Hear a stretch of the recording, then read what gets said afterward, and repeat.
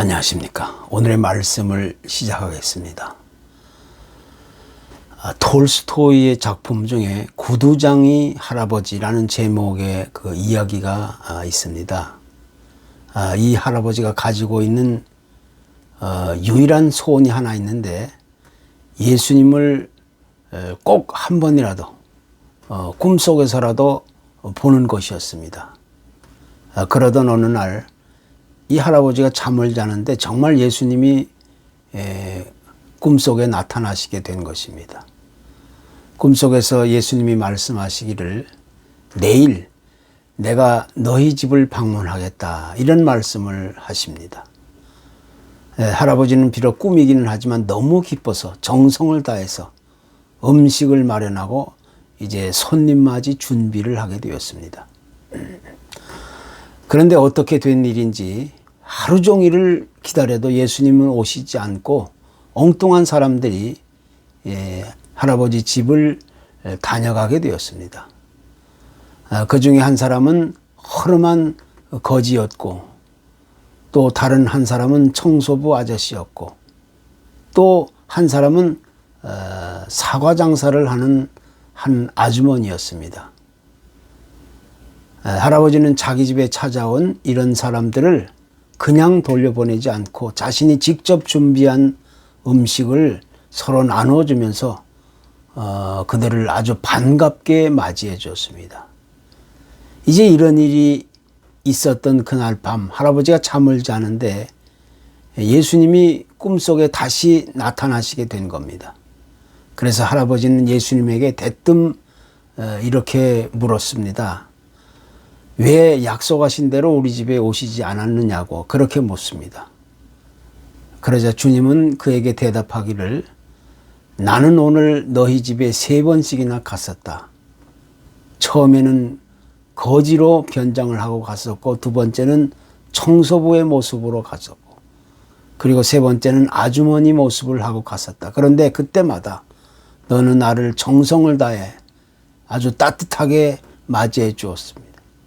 그러니까 겉으로 보기에는 이 보잘것없는 사람들처럼 보였지만 그들을 따뜻하고 기쁘게 정성을 다해서 맞이해 주었다는 것은 곧 나를 따뜻하고 기쁘게 정성을 다해서 맞이해 주었다는 것이다.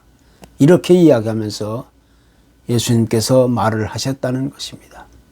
참으로 신기하고 또 기이한 그런 꿈 이야기라고 할 수 있지만 이것을 통해서 오늘날 우리 그리스도인들에게 전하는 바가 아주 크다는 사실을 우리는 깨닫게 되는 겁니다.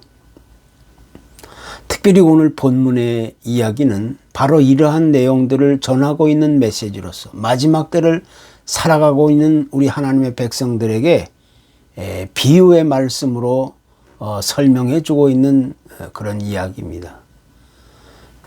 오늘 이 비유의 말씀은 무엇보다 하나님의 심판과 구원의 기준이 어디 있는가 이런 주제를 강조하고 있는데 이것을 보다 더 상세하게 또 자세하게 가르치기 위해서 주님은 양과 염소를 비유를 들어 그렇게 이야기하게 된 것입니다.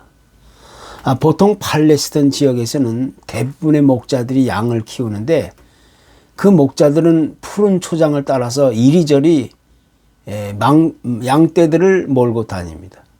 먼 곳까지 가서 이제 양떼에게 풀을 뜯어 먹게 하는 겁니다. 그런데 놀라운 사실 한 가지는 이 목자가 몰고 다니는 수많은 양모리 속에는 반드시 3분의 1 정도의 염소를 같이 섞어서 몰고 다닌다는 겁니다. 그렇게 하는 이유가 있는데 그것은 목자가 수많은 양떼들을 몰고 다닐 때 때로는 험한 산비탈이나 깊은 계곡들을 지날 때가 있습니다. 거기에는 아주 위험할 정도의 깊은 낭떠러지가 있고 또 헤어나올 수 없는 아주 높은 절벽이 종종 있습니다. 그런데 이런 곳들을 양들은 좀처럼 지나쳐 가려 하지 않습니다. 본래 양은 겁이 많은 동물이기 때문에 바람이 부는 날 물을 먹을 때에도 그 물에 자기 얼굴이 비치면 겁을 먹고 피하게 된다는 겁니다. 그래서 이런 위험한 길을 갈 때는 목자가 아무리 끌려고 해도 양은 좀처럼 목자를 따르려 하지 않고 오히려 버틸 대로 버틴다는 겁니다. 그래서 바로 이럴 때 염소가 필요하게 됩니다. 이 염소는 워낙 겁이 없는 동물이기 때문에 목자가 앞으로 나서기도 전에 아주 용감하게 골짜기나 험한 비탈 길을 그저 마구 오르락내리락 합니다. 그래서 양떼들로 하여금 염소들을 따라가게 만들기 위해서 양과 염소를 함께 섞어서 그렇게 몰고 다니게 된다는 겁니다. 또한 그렇게 이곳저곳을 함께 몰고 다니다가 저녁이 되어 이제 잠을 재울 때는 목자가 양과 염소를 반드시 분리해서 재운다는 겁니다. 그 이유도 이 팔레스틴은 일교차가 아주 심하기 때문에 낮에는 아주 무더위가 기승을 부리지만 밤에는 아주 엄청난 추위가 찾아오게 되는데 이때 추위에 강한 양들과 또 추위에 약한 염소들을 각각 분리해서 잠을 재우게 됩니다. 그래야만 이 양과 염소들이 편안하게 추위를 피할 수 있게 된다는 겁니다. 또 양들은 서로 함께 모여서 다니는 그런 습성이 있지만 공격적이지 않는 반면에 염소는 홀로 다니는 습성이 강하고 또 항상 공격적인 모습을 보일 때가 나타납니다. 그래서 양과 염소를 함께 섞어서 키우는 이유는 바로 그런 이유들이 있기 때문인 것입니다. 그런데 오늘 본문 앞에서 성경은 이렇게 말합니다. 양은 오른편에 염소는 왼편에 두라. 각각 분별하기를 목자가 양과 염소를 분별하는 것 같이 하겠다. 이렇게 선언하고 있습니다. 어떻게 보면 아주 생소하고 이상한 말씀처럼 보일 수 있지만 좀 더 자세하게 들여다보면 예수 그리스도가 이 땅에 오시는 그날에는 목자가 양과 염소를 구분하는 것과 같이 반드시 각각 나누게 된다는 사실을 본문은 설명하고 있는 겁니다.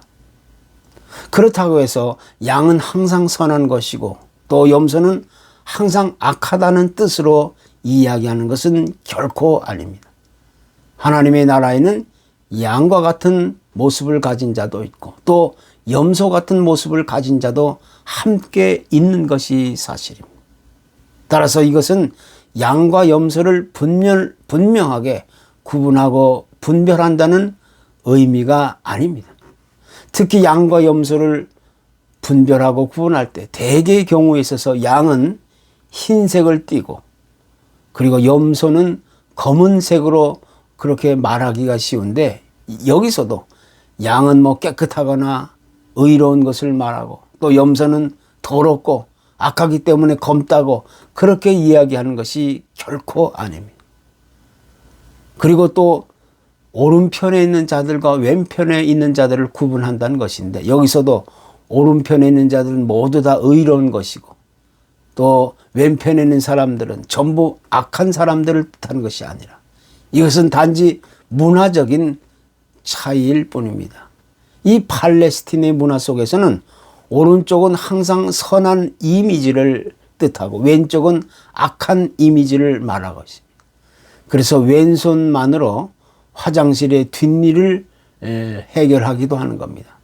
그러니까 여기서 말하고 있는 진정한 의미는 목자가 양과 염소를 구분하듯이 또 좌우를 구분하는 것처럼 하나님께서는 심판의 그날에 악인과 의인을 분명하게 구분하신 뜻으로 이렇게 양과 염소의 비유를 들여와 말씀하고 있다는 겁니다.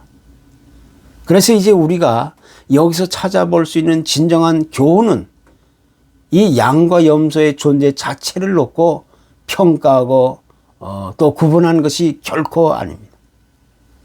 일반적인 의미로 말한다면 이 양과 염소의 차이는 그들이 과연 자신들의 주인인 목자를 올바로 알고 있느냐, 그 목자를 과연 올바로 따라가느냐 하는 데서부터 그 차이와 구별됨을 분명하게 볼 수 있게 되는 겁니다.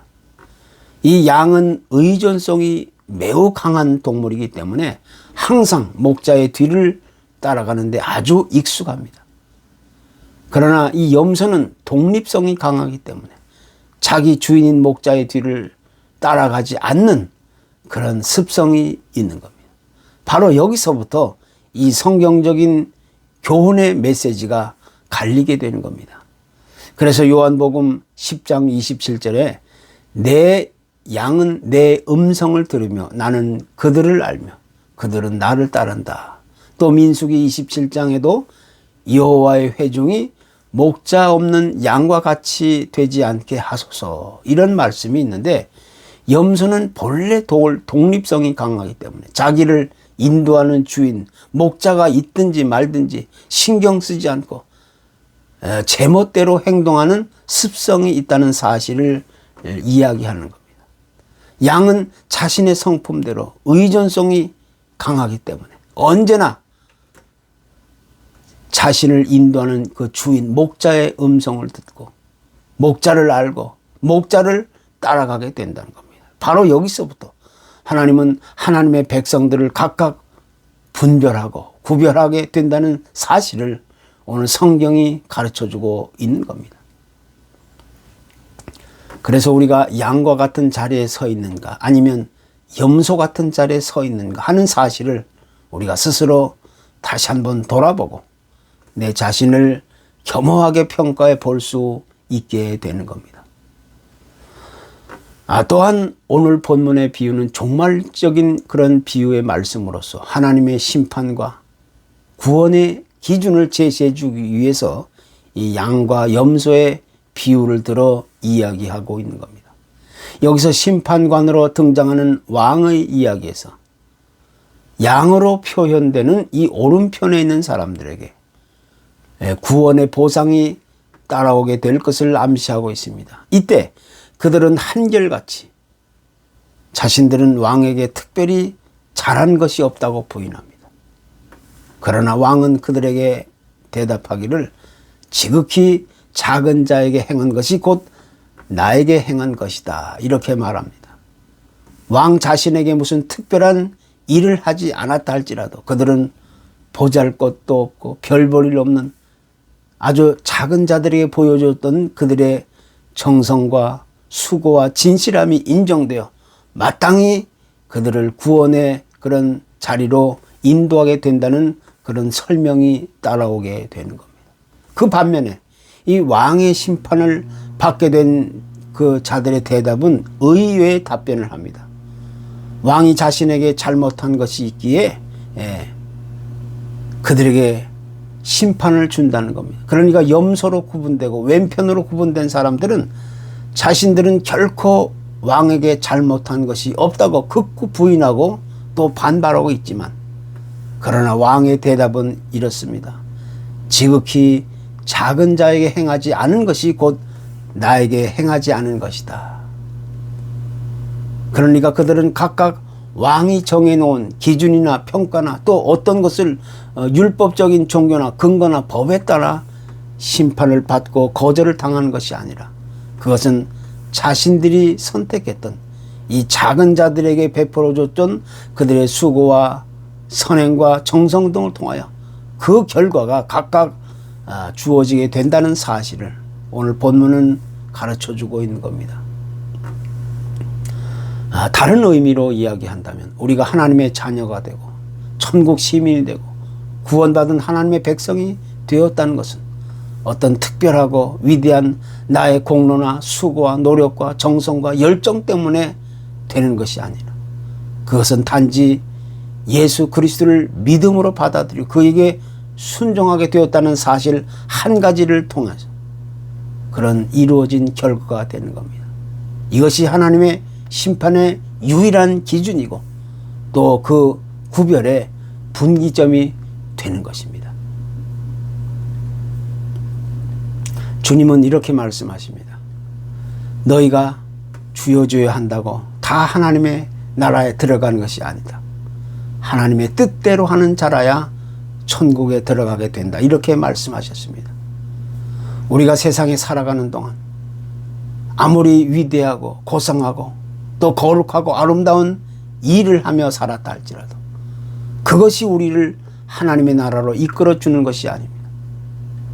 우리가 하나님의 나라로 들어가게 되는 중요한 이유는 오직 그리스도를 믿는 믿음을 통해서 그에게 순종하고 또 그 뜻대로 살아가게 될 때 우리는 분명하게 하나님의 인정받는 자녀가 되고 그 나라의 백성이 될 수 있는 겁니다. 우리 삶의 결과는 그 누구에게도 자기 행위의 보상이나 어떤 특별한 선물이나 축복으로 오는 것이 아니라 또한 어떤 특별한 종교적인 제도나 형식이나 수고와 정속에서 오는 것이 아닙니다. 우리가 하나님의 인정하실 수 있는 그의 양이 되고 또 그가 정해주는 오른편에 있는 자가 되기 위해서는 그 무엇보다 그의 말씀과 그의 뜻을 따라 그에게 순종하며 세상을 살아갈 수 있어야 한다는 사실을 오늘 성경은 우리에게 레슨해 주고 있습니다. 그것이 없으면 그 누구도 하나님의 마지막 심판을 피할 수 없게 됩니다. 그래서 지금 내가 양의 자리에 서 있는가 아니면 염소의 자리에 서 있는가 하는 것은 내 삶에 있어서 그 무엇보다 우선이고 중요한 문제가 아닐 수가 없는 겁니다. 감사합니다.